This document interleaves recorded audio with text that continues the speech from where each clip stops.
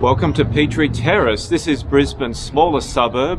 It's sixth oldest, and also it's the only suburb to be named after a road. Well, in this case, a terrace.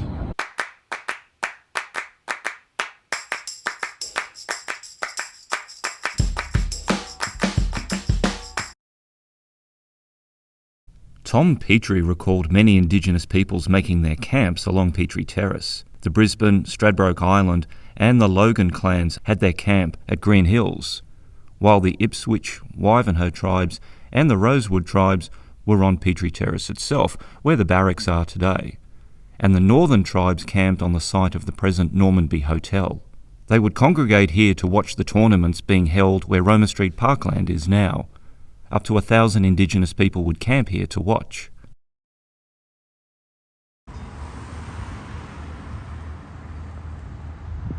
This is Caxton Street. This was originally a government road, and it was put through here to link the settlement of Brisbane to the second cemetery that was established in Brisbane, the North Brisbane Cemetery, just ahead of me there, and that was opened in 1843.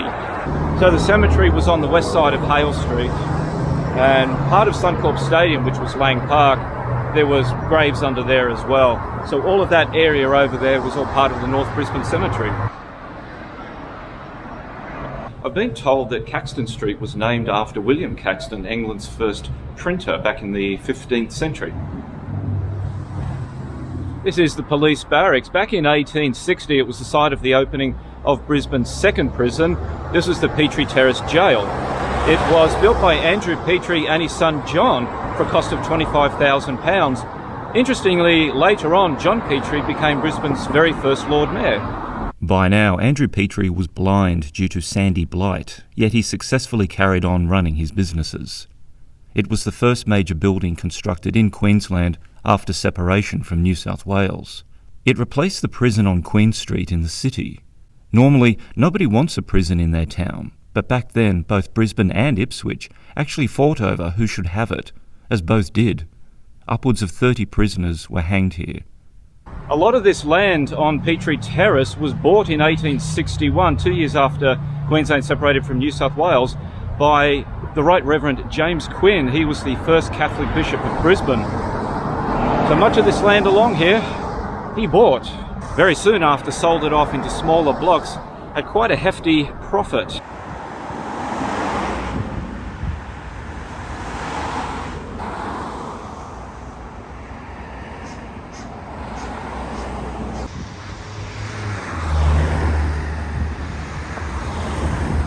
In 1864, the Victoria Barracks were constructed. Despite being well appointed for its day, troop numbers dwindled due to them being sent to New Zealand to fight in the Maori Wars. Also, local prostitutes would come here for health checks and wait on the veranda for their appointments. With Federation in 1901, the barracks became the property of the Australian Army.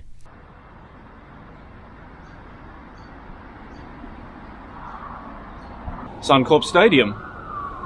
Actually, I can see the Broncos losing from up here.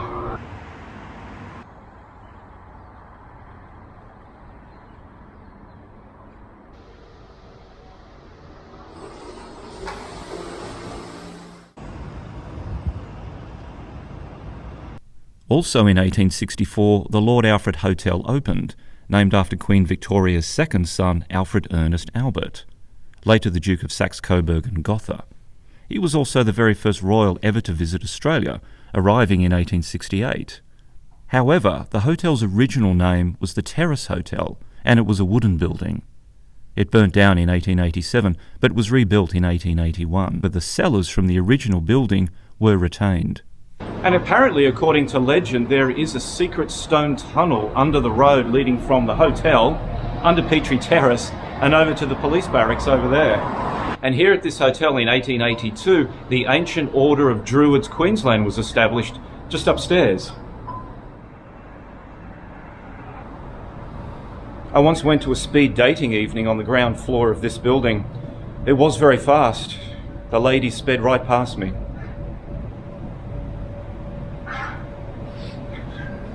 Demolition of the jail began in 1881, and it was closed in 1883 due to overcrowding and was replaced by Boggo Road Jail.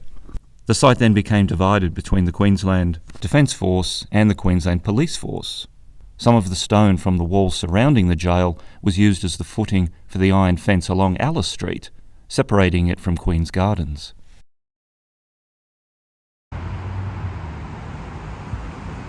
And down here on Hale Street, back in the 1870s, they ended up getting quite a cesspit problem. All of the waste and runoff from up on Petrie Terrace would come down here. This whole area here, there was already water holes and it was pretty marshy and boggy anyway. This started to fill up with a lot of waste and it was pretty bad. It also didn't help that the cemetery, Brisbane North Cemetery, was just over the road there.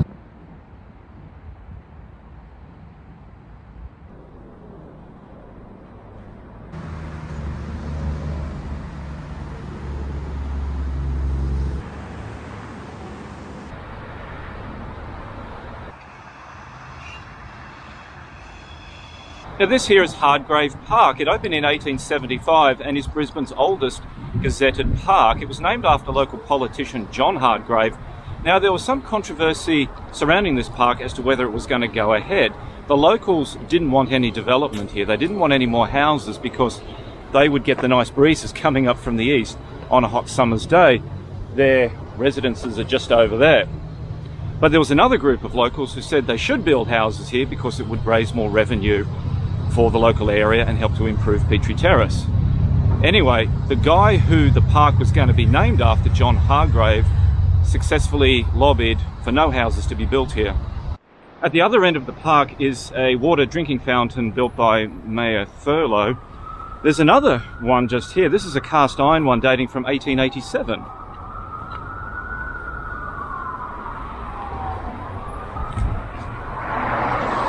Of course, they're long been shut down and don't work anymore. I've got a funny feeling this one used to be up the end of the park up that way. I'm not sure. Here's a photo that confirms or denies it. And there's a big rock over there. I wonder what that's about.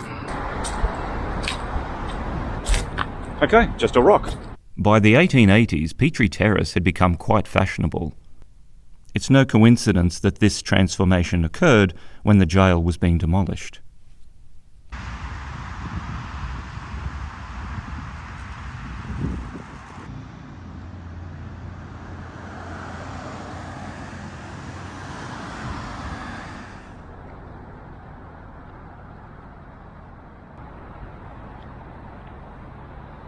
This is the old Baptist church. It was opened in 1895. Just coming around onto Countess Street, ahead of me there, in 1897 opened the Countess Street power station. It was built by the Brisbane Tramway Company and it was Brisbane's first substantial powerhouse. It eventually closed in 1920, so it wasn't there all that long.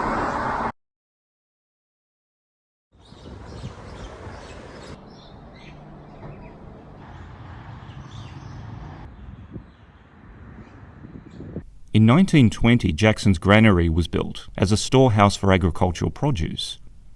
At Christmas in 1947, the mishandling of dangerous chemicals resulted in an explosion, which caused the deaths of 4 people, including an elderly couple in the house behind it, as the back wall of the building collapsed onto their house.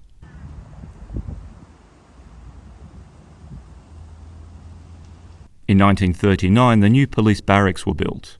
It was 3 stories high and could accommodate officers for training. It also had a recreation room, drying room for clothes, dining and lecture rooms. It was sold by the state government in 1987 and fell into disrepair by the 1990s.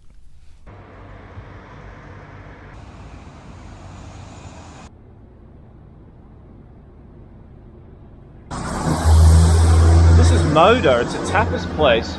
I seem to recall this being a nightclub back in the 90s called The Underground. I may be wrong, I never went in there.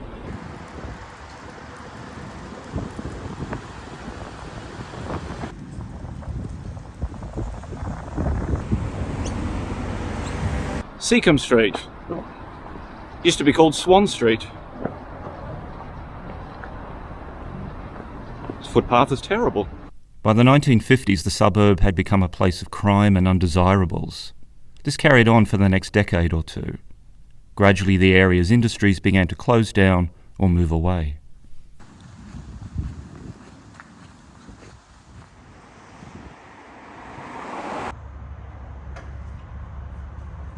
In 1961, the Brisbane Arts Theatre moved into its current premises. This site was originally a bookstore known as Dan's and was redeveloped in 1956. In 1964, it was gutted by fire, but was rebuilt and opened for business again the following year. Wayne Goss, former Queensland Premier, was once a performer here at the Arts Theatre. Later, his government cut annual funding to the theatre. I was in 3 plays here many years ago. One was called After Dinner, and I succeeded in almost setting fire to the theatre. The scene was a restaurant, and I was sitting on my own waiting for a date, and there was a little candle burning on the table, and for the first 8 or 9 minutes of the play, I didn't have any lines.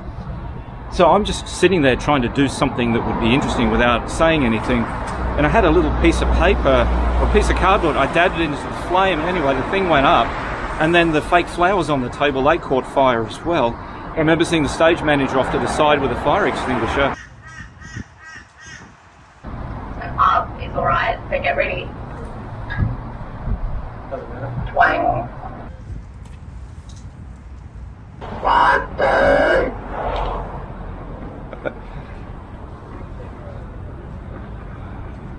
Make my everything. Brings back so many memories here at the Arts Theatre. Spent many, many nights here, either being in plays or in the audience.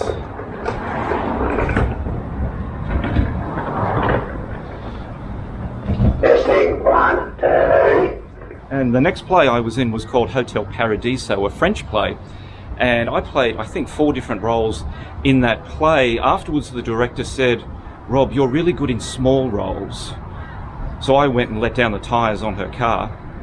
And then the third play I was in here was called The Bermuda Triangle. It was a musical comedy, which is ironic because when I was in the school choir, and I don't remember why I was in the school choir, I was such a bad singer that we were doing a recital one day, and after the second song, the music teacher came up onto stage, whispered in my ear, and said, "Rob, could you please mouth the words to the next song? i.e., you have a terrible voice." Scarred me for life. And actually, now that I'm here, this old cottage, we used to rehearse in here. Most of our rehearsals for plays at the Arts Theatre were done in this old cottage. Yeah, our old rehearsal cottage. That's the back of the Brisbane Arts Theatre. This is where we used to hang out and wait for our scene to begin. And drink beer. And then, of course, forget our lines when we got back on stage.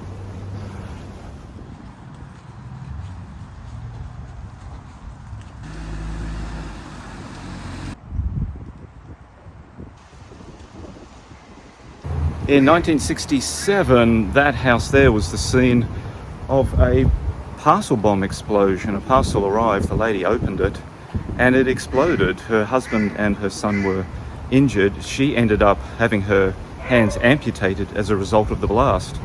Even to this day, nobody knows who sent the bomb or why. In 1972, on this site was a cottage that was home to a small theatre company, La Boîte. It means the box. This current building replaced that small theatre. This was the first theatre in the round style venue in Australia. And to keep costs down, the bricks used were all factory rejects. In 2001 it closed and the theatre company moved to a larger venue at Kelvin Grove. Sometimes up at Brisbane Arts Theatre, when we were rehearsing, if there wasn't enough space, we would come down here to La Boîte and continue rehearsing in this facility. I remember it well. This beautiful theatre.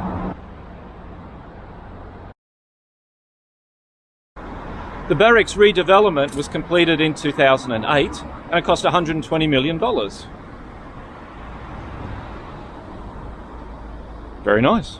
Okay, thanks very much for watching this documentary about Petrie Terrace. If you haven't already done so, please hit that subscribe button and I will see you again on my next walk.